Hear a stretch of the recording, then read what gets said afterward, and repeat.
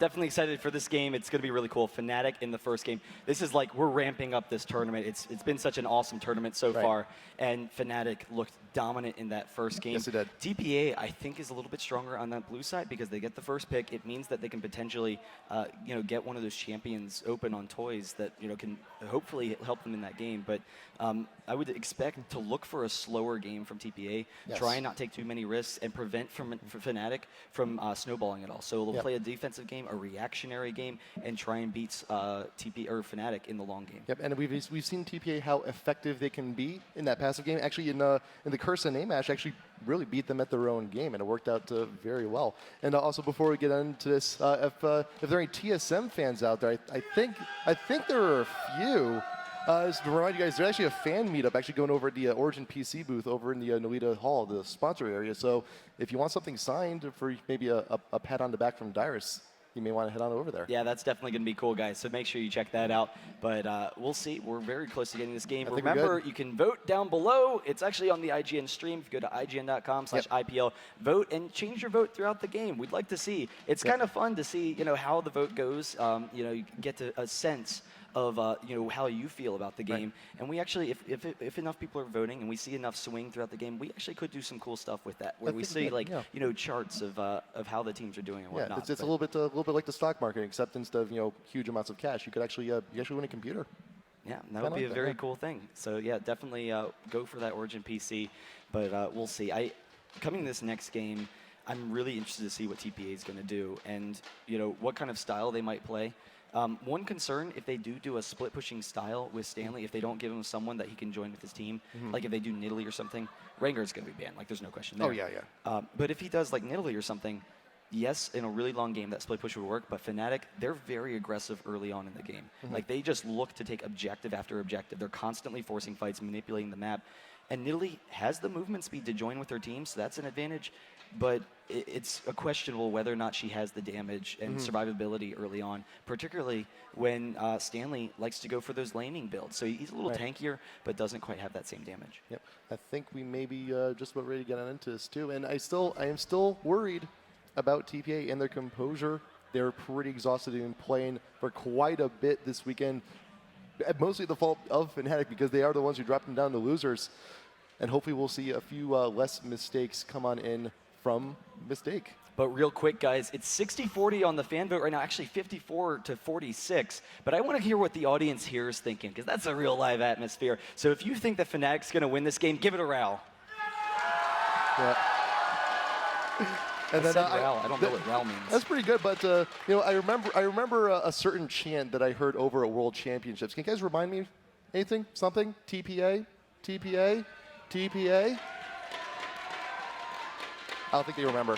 So that chant was very similar to TPA's playing style, because it got off a little bit slow. It wasn't really going, but then it slowly built up and definitely carried on. So we'll see what's going to happen. I think it's probably about 50-50, and we'll see what's going on. Evelyn being banned, though, that's a disgusting pick on XPK, but he has a number of really strong champions. That's a concern with a lot of the members of FNATIC, is you're like, okay, if I ban one of them, then I'm leaving open so many other things. And Zyra is open right now. Only champ open, yeah. Even though Diana is open, it would be a tough pick for TPA, because then XPK, he could throw Zyra in that mid lane, and we've seen before how nice that pick is.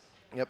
Against Diana. Yeah, the only champ to escape the bans this time around is that Zyra. It's right now TPA. They saw that Evelyn. It did way too much damage. You cannot let that happen there. So we got a few more seconds counting on down. What's going to be the first pick for TPA? I'm not sure if they know. There's the Olaf. Yeah, and Cyanide took it in the previous game with the second pick, and Olaf is just incredibly strong, and in particular, it's incredibly strong on Stanley. So it gives him a champion that he can win his lane, he can split push a little bit, but then joining down with his team, he's going to be very strong in the early game. There's the Zyra pick. So that was kind of expected. Regardless of where they're going, they can give it on to N-rated, or they can give it on to XPK. So they have some flexibility here. I have to imagine, though, N-rated, he kind of wants to grab that Leona, but no, going with the Zyra. So they actually picked Diana and her counter and have a really strong early game team. And also, Diana, if correct me if I'm wrong, but I think the most contested champ this weekend. 100%. She was coming in. She was incredibly strong. We've seen a lot of people fall to that Diana pick. So, some top teams that we weren't expecting.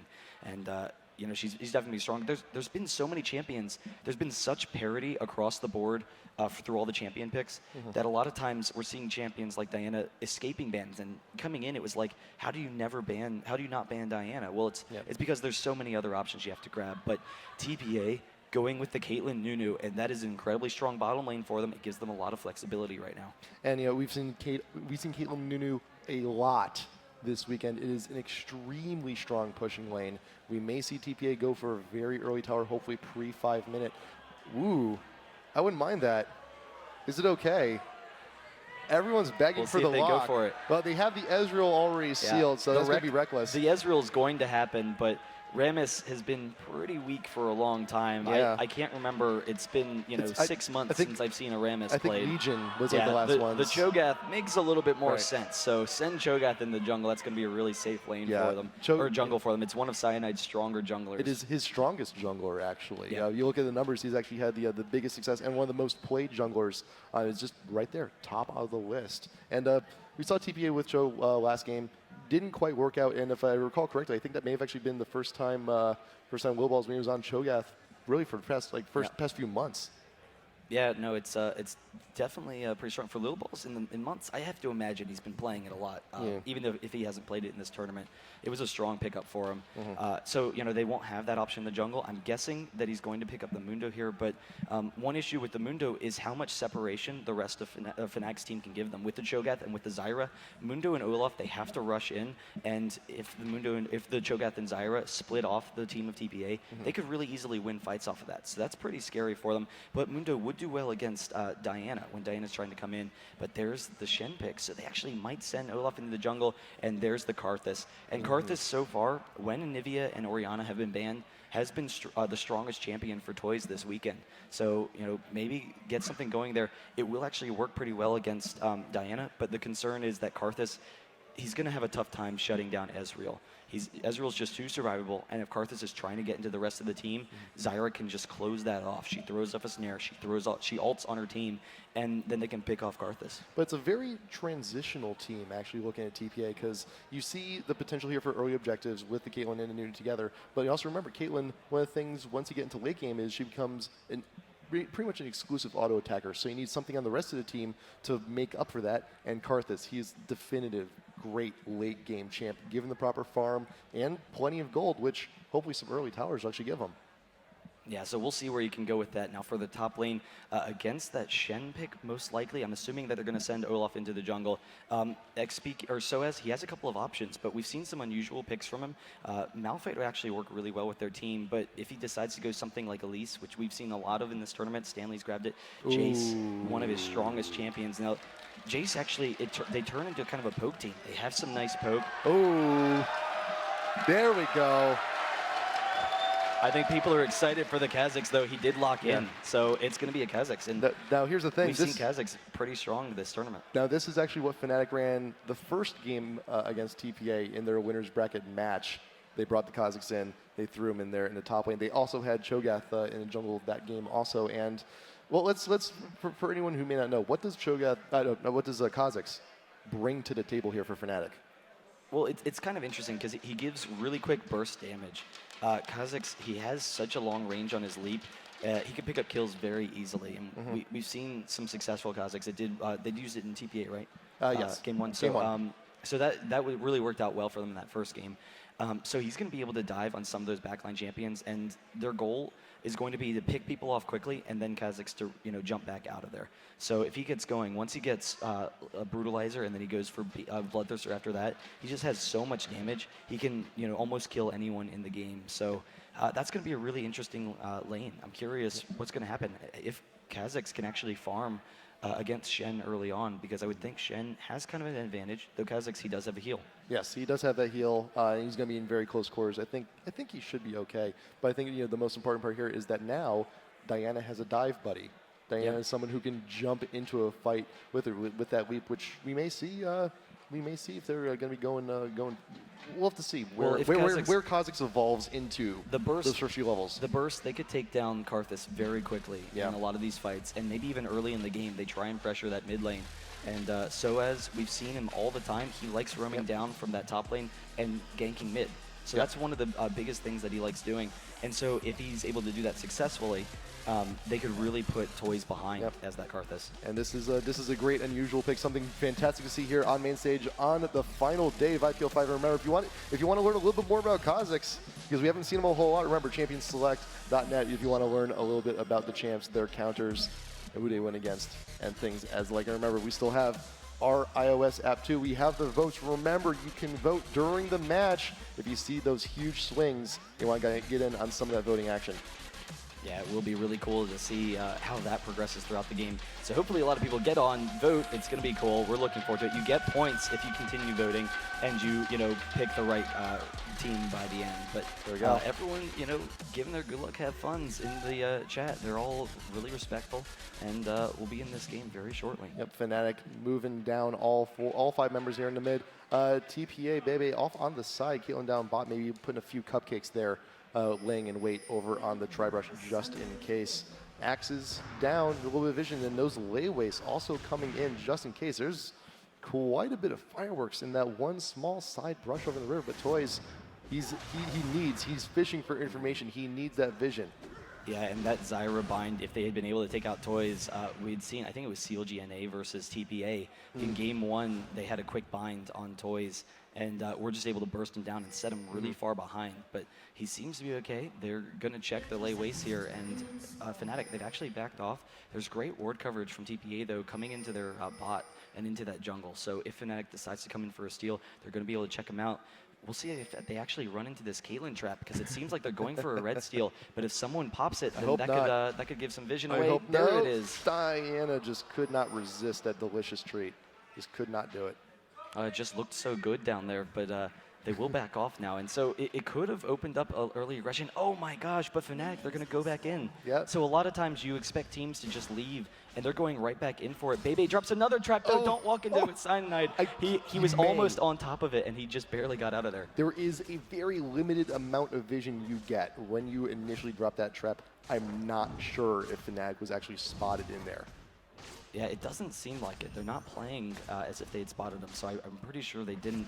And they're actually going to be giving Lil Balls his blue, so he's going to be safe up there. If they see them taking this red, then Lil Balls could maybe go in for a steal. And Bebe checking, so he's actually going to walk into the ward. They're going to take this. Cyanide actually getting the red, so it's going to be safe there. But now they know, and Lil Balls, he can react to it. Yeah, Bebe, that time with the trap, definitely saw a shift. He's like, why is the lizard over there? They must be taking it. And goes on around the right side. And, yep, Cyanide grabbing that, going to be double on back. And I think he's going to rush over to his own red. Right now, FNATIC's red is also being crazily pinged over by Lil Balls. Went straight there. He's going straight there. He's only there. level 2, though. This could be a very huge conflict. And right now, this is the correct move from TPA. It's like, hey, they took our red. We need to take theirs as quickly as possible. And he's getting right onto his Cyanide. As soon as he finishes the race, he will notice that something is up. It's just a matter of will Soaz come down to help. The lizard is not quite at half, and you burning the ghost. Wow. Just to be safe. Really scared about putting any pressure, but Lil Ball's walking into Soaz, so they saw him up in the top. They knew he ghosted, and he's ghosting right into this lane. There's the leap. Soaz going to try and get out of there, flashing away from the taunt. So he's going to escape, but his flash is down, and that's in a dangerous lane versus Shen. Yep. So Cyanide should be able to secure the red.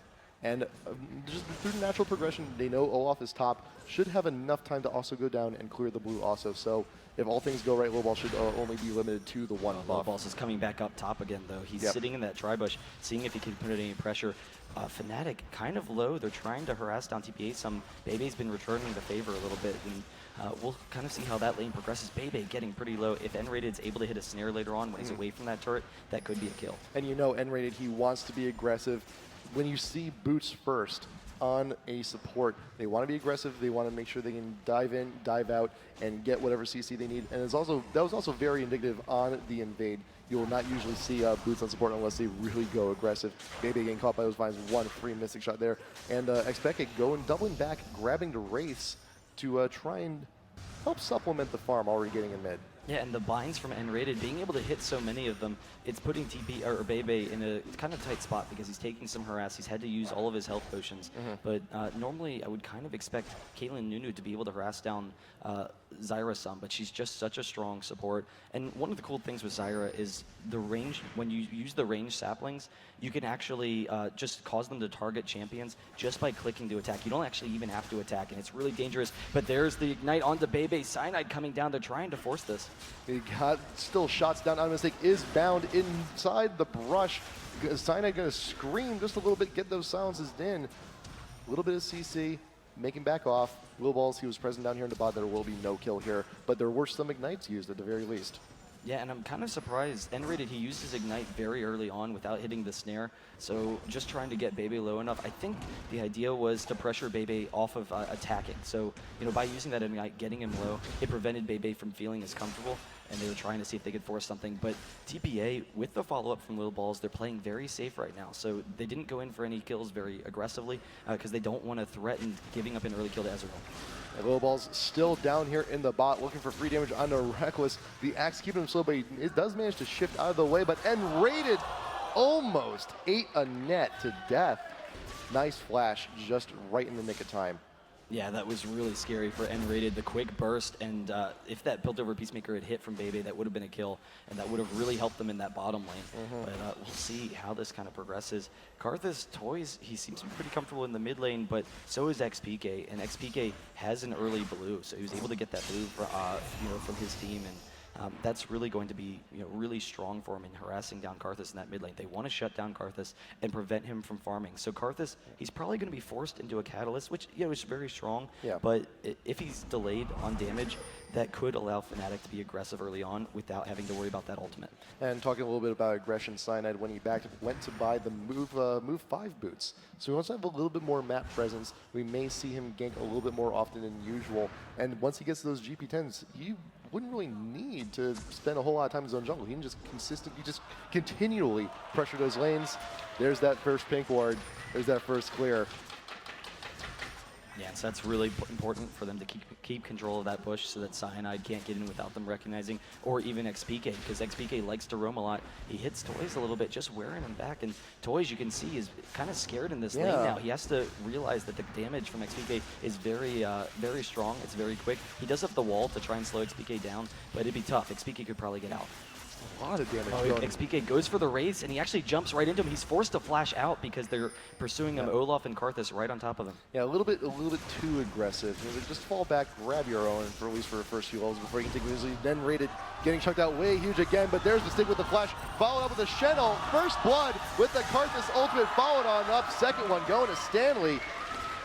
And those are the kind of early advantages that'll really help TPA in this game, because FNATIC, they're very aggressive early on, but being at a gold disadvantage, it's going to mean that they can't really put that much pressure on for a couple of minutes for TPA. So that's a huge swing in this game, guys. If you want to change your votes, go ahead. But, it's a 2K swing. Pre-10 minutes. That is huge. And they do control the dragon, so they're able to take that. XPK being zoned off, so he doesn't have to worry that much. Stanley's able to get over there too. So a nice 2K gold lead, really impressive play. Yeah, I wonder to know if Soaz can actually take out that top tier 1. That would be the most ideal situation to try and counteract some of the gold that was earned by TPA over grabbing that dragon. And Stanley, he knows he's just taunting wherever he can. He's like, I don't care, I'm taunting the air. I just need to get back to top tier 1. And Soaz is dropping that turret really quickly. So the pushing potential for Kha'Zix is actually kind of interesting for him to be able to drop that turret while Shen leaves. And that's always one of the strong things to do against Shen whenever he's going to teleport out of there, make him pay for it. Yeah, it's just, you don't try and beat Shen. You try and beat other lanes and force Shen to leave. And, once that ult comes up again, it may happen again. That might be a tier 2 in top going down in the next few minutes. And Toys getting his blue. He actually is going for a Catalyst Chalice build, which we've seen him do before, and so it gives him really nice mana regen in lane. It gives him a lot of survivability as well. When he knows he's going to be threatened by that Diana, so he can hopefully just sit back and farm. But it is a defensive build. It's expecting to just have a really long farming phase. So if FNATIC puts on any early aggression, it could throw him behind. Yeah, and while Toys is going for the defensive build, XPK, he's going pure offense. Doran's Ring and needlessly large rod. Oh, wow. That's pre-10 minutes. That is huge. Yeah, and that's interesting. So I'm assuming he's going to go for a fast Zonias. That'll allow them to force fights, particularly on Karthus. He can dive on the Karthus and then Zonias, but Soaz, he actually jumps over the wall, coming down for mistake. The Arcane shift over the Caitlyn trap, trying to take down Nunu. He's going to ult, but he's going to go down, and Soaz, that's going to give him a refresh. He's actually jumping onto Caitlyn as well, able to pick that up. 2 quick kills.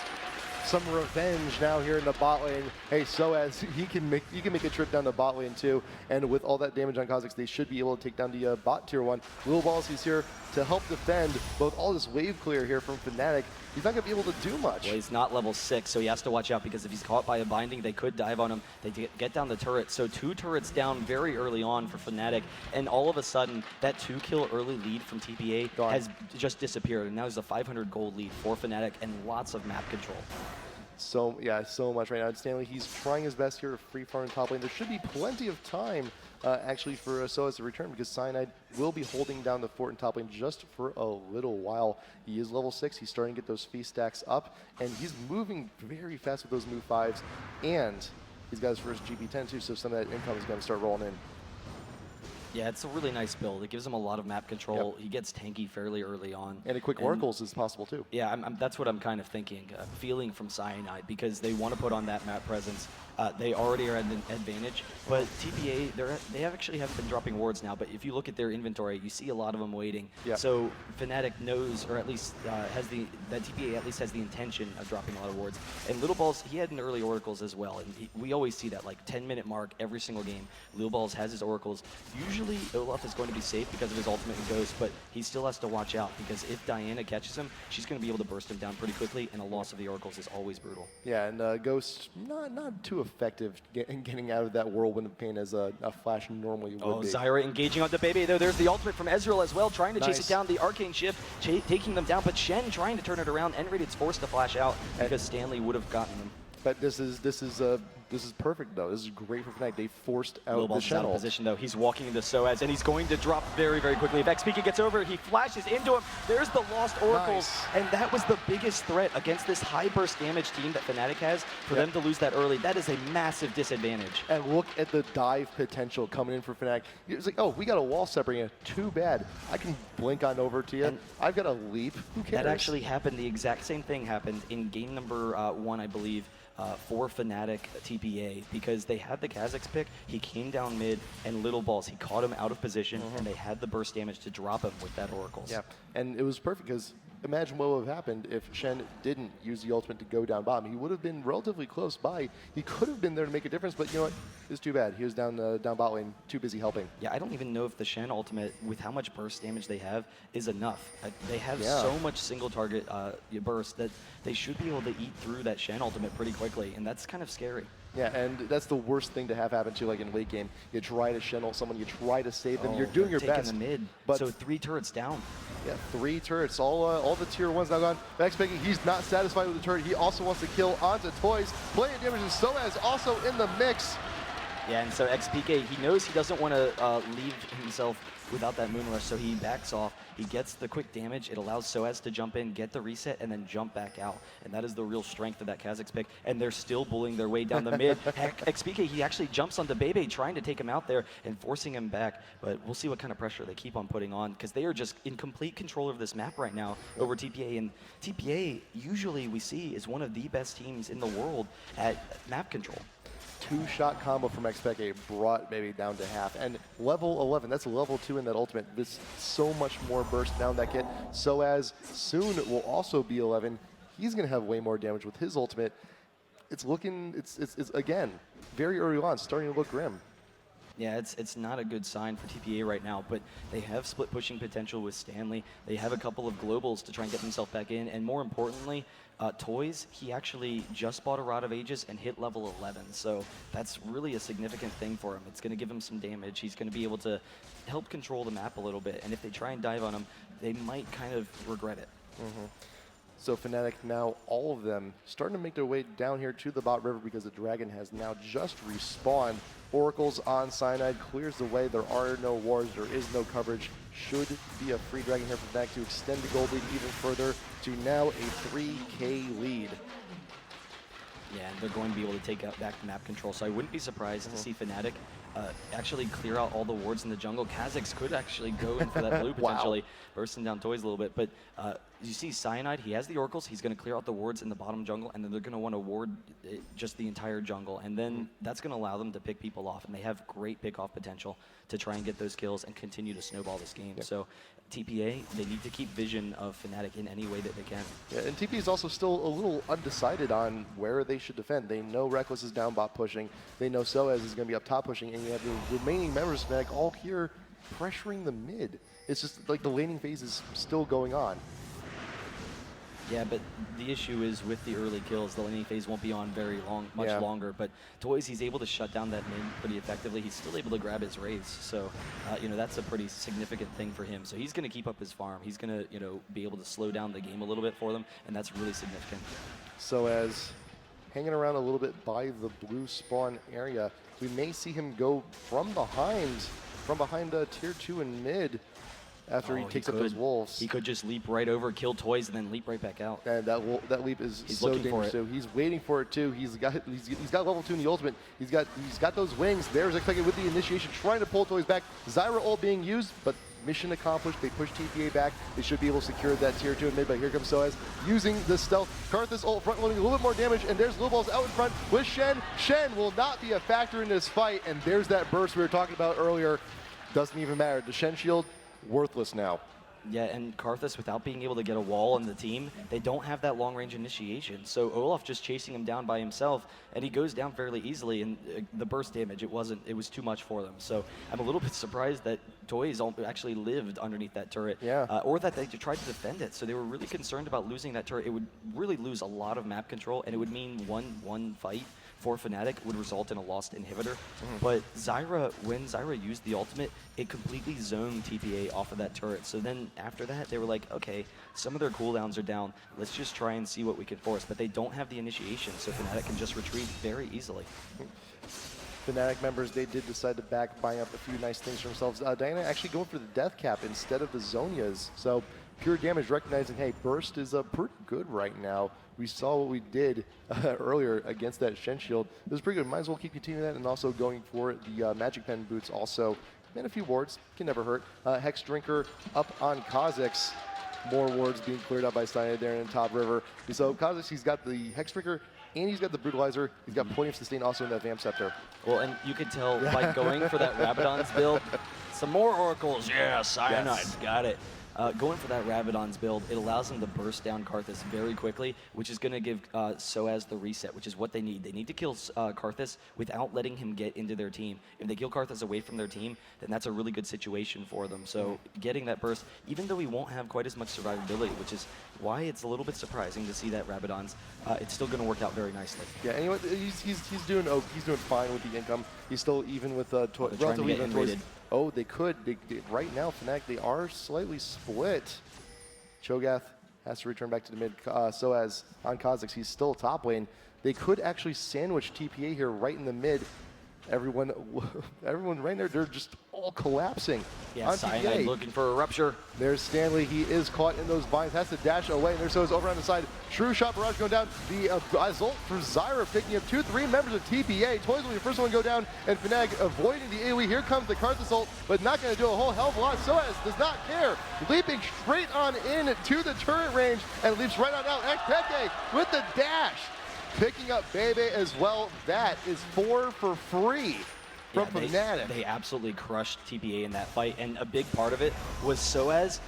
If you couldn't see, he actually was coming down from the blue jungle, and he completely zoned 3 people. So he zoned Little Balls, he zoned Stanley, and he zoned Bebe. So all 3 of them, they weren't dealing any damage in that fight, and it left Karthus and Mistake off on an island. And then Soaz jumping in, he gets the quick burst after they were all very low from Ezreal and from Diana and from Zyra as well. So the AoE really sets up those snowball kills. And if the 4 kills weren't enough, that's 2 more turrets to pile on top of that. And now the gold lead has swung even further with a few extra quarters on the side from all of those wards. Well, it's a 7K gold lead right now. So, if you are voting, if you're trying to get up those last second points, then, you can maybe change your mind on some things here. But TPA, trying to fight back. They need to be able to get Karthus in the middle of FNATIC, and they need to be able to keep Bebe safe and constantly attacking.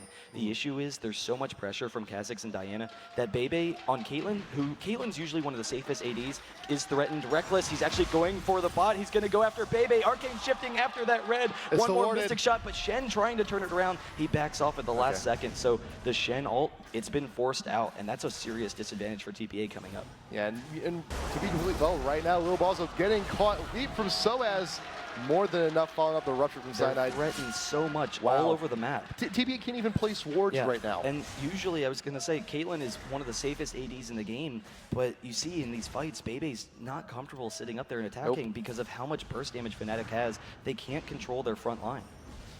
So FNATIC, you got Cho'Gath up there pushing top lane, and the rest of the members are here, still applying pressure to the mid. Lil Ball still has 5 more seconds before he comes back in, and the minion wave's just melting. It's just a matter of time before something gives. Yeah, and now you see they're kind of just keeping them in their base. So this is completely preventing any farm from TPA. And there's only 3 people mid. Zyra went back to base, Cho'Gath is top, and yet they're scared to engage in these people because they have so much mobility, they can just escape or burst someone down. And so they're completely held in their base right now, and actually Soaz jumping in, trying to get Mistake along with XPK, and so they'll back off, almost getting the kill, but it's actually going to force them off of this base turret. Yep, and it drops so quickly. It's going down so fast, and even I underestimate how much damage Soaz has just in the spikes alone. That was it, just leap spikes, and Baby was brought down to nearly half. Mid inhibitor should fall here. TPA cannot defend this. They're way too afraid. They've been brought down too low, and they're so afraid of the assassination potential here from FNATIC. Yeah, they know that they're just significantly weaker than FNATIC right now. They have a later game team. They aren't able to get deep enough into their builds. There's not enough damage on Karthus or anyone. And FNATIC, they just have so much burst that they can't survive through. And now FNATIC, Soaz and XPK just teaming up, zoning TPA, making sure they can't come defend this bot turret. They're just going to push this bot turret and then try and do the same thing as they did with their mid and just bully them off of that bot turret. And I'm curious if TPA is just going to be forced to force a fight that they might lose. Meanwhile, mid Soaz, Bebe trying to keep the minions from pushing there in mid, but that pressure's more enough. XPK pulling back 3 members of TPA, but here comes Toys to help. They're stalling them. They are. XPK and Soaz, they're trying to see if they can get kills, but in the meantime, FNATIC's just taking the turret, and it prevents TPA from being able to defend at all. They're just not giving TPA any options. All of the outer turrets are now gone. Inhibitor down in the mid, and Soaz is actually still in the mid, helping the super minions push further on in. He can leap from behind a tier 3 without issue if the rest of FNATIC decides to go in for a dive, but they can. This is the safe play from FNATIC. The fact that they're in a position where they can dive. Yeah, and there's really not an option for TPA to jump on FNATIC right now, so they're not able to get the damage that they need. Ezreal clearing the top wave so that he can get that pushing, so that they can just threaten the top turret as well, while they're slowly poking down the bot turret. They want to watch out for that Karthus wall, though. Stanley trying to force it, but he can't even get into him. They're just too safe. Ezreal didn't even have to arcane shift. I think he actually taunted over into that corner of that brick wall, just couldn't quite clear that gap. And even if he did, that would have been a terrible position to be in. Cyanide with the rupture and the silence, that could have been enough. He could have been pieced out completely. Yeah, and now FNATIC, they have a really sizable gold advantage. They want to go buy some of those items. Reckless a little bit low on mana. They're going to back off. They're all going to buy and then just force their way into the base. So all the lanes are pushing. When they get back, top lane should be pushed into the base of TPA, and they can go bot again, or maybe even force a Baron or something, and just force objectives where TPA has to fight. And one ace, that's all it takes. FNATIC is going to be able to win the game and push the Nexus. Many members of FNATIC have decided to back on out, buy a few things nice for themselves. Cho'Gath with the Aegis BF sword on Kha'Zix. They're trying to rush this Baron. It's one of their only options. They know that FNATIC just went back, but they actually don't have enough time on it. Karthus has a lot of damage, but they have to back off. I guess they're just checking it to make sure they're not taking it. And so they back off, and they're going to be just forced into their base again. And it's preventing them from farming. So very slowly, FNATIC is just building and building upon their lead. Yeah, and even if TPA did decide to go for a Baron or contest Baron, you still have super minions in the mid pushing. It's still going to be an issue. And by the time when even if you do get Baron, you're going to come back home, and everything's going to be wrecked to pieces. Yeah, no, it's a really no-win situation for TPA right now that they find themselves in. Well, he's a big guy. He wants cupcakes. I mean, come on. Oh, he needs to keep his appetite up. But Exactly. So as looking for toys, he might actually go in for this. We'll see if he actually does. He actually, right after they get out of that turret, so as bursting him down, the exhaust and the wall, FNATIC, he might actually go down, but he flashes. He's going to be able to get out of there. He pops his ultimate as well. Yep. And so TPA, they can't engage anyone. They don't have the pickoff potential to get back in this game. Right. So I mean, for Soaz to be that aggressive and not go down, that's pretty devastating for TPA. That is one of the few weaknesses of Kha'Zix, though. If you do not get the reset on the leap, if you do not get that kill, assist, or anything, that's it. You are committed to a fight. You really have few other options. He needs XPK with him as his dive buddy so they can secure those kills with that burst. But Soaz has managed to distract TPA down bot lane, clearing the rest of the team to secure the Baron for free. Yeah, and with that Baron buff, it's going to be really dangerous. They can start tanking the turrets. TPA, they just won't have enough, poke or anything to wear them down. So TPA, they really need to just hope that FNATIC makes a mistake right now and put themselves in position to capitalize on those mistakes. Getting a Karthus wall, if FNATIC, if they try and press in with some melees to attack the turrets, Karthus wall, pick up some kills, see what you can do. And look at just how much damage the Q from Diana They're does out to of Lil Balls position, right though. now. Caitlyn, Bebe mistake their bottom, which means they've lost their top turret. They can't even defend it. They're going to lose the inhibitor as well. So just losing their entire base without much of a fight. Yeah, TPA knows the only thing they can logically defend right now is the Nexus. At the very least, they will have another turret there to support them. You got top inhibitor now down, and FNATIC still ravaging the base of TPA. There's still the matter of the bot turret and inhib making their way right now. Toys out in front, a few layways here and there, but it's not doing anything really. Zyra with the vines, and you may see a Karthus zoned off from the rest of the team. There is the scream to silence them. Stanley once again not getting a taunt anywhere off of that, and that is the inhib down. That is the pullback from XPK. The Zyra ult popping on all members of TPA. The feast coming on down. Mistake cannot even get to the fountain.